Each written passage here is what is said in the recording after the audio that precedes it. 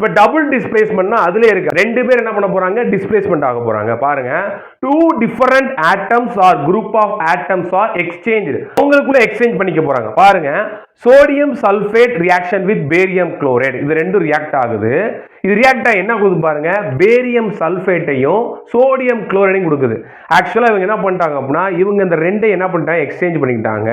exchange பண்ணிட்டு barium சல்பேட்டாவும் sodium குளோரைடாவும் மாறுது அதான் சொன்னேன் two different atoms or group of atoms or என்னதுமா எக்ஸ்சேஞ்ச் அதை நீ வச்சுக்க உன்னதை நான் வச்சுக்கிறேன் அப்படின்னு சொல்லி என்ன பண்றாங்கன்னா அவங்களுக்குள்ள எக்ஸ்சேஞ்ச் பண்ணிக்கிட்டாங்க அப்ப நமக்கு இங்க பேரியம் சல்பேட்டும் சோடியம் குளோரைடும் கிடைக்குது any reaction that produce the precipitate can be called precipitation reaction இந்த ரியாக்ஷன்லயும் ஒரு precipitate ஃபார்ம் ஆகுது precipitate என்னதுமா இன்சாலிபிள் சப்ஸ்டன்ஸ் இது என்னவா இருக்கும்னா சாலிடா இருக்கும் என்ன ஸ்டேட்டா இருக்குது சாலிட் ஸ்டேட்ல இருக்கும் சரிங்களா அப்ப எந்த ஒரு ரியாக்ஷன்லயும் இந்த மாதிரி precipitate ஃபார்ம் ஆச்சு அப்படின்னா அந்த ரியாக்ஷனை precipitation reaction அப்படின்னு சொல்லுவாங்க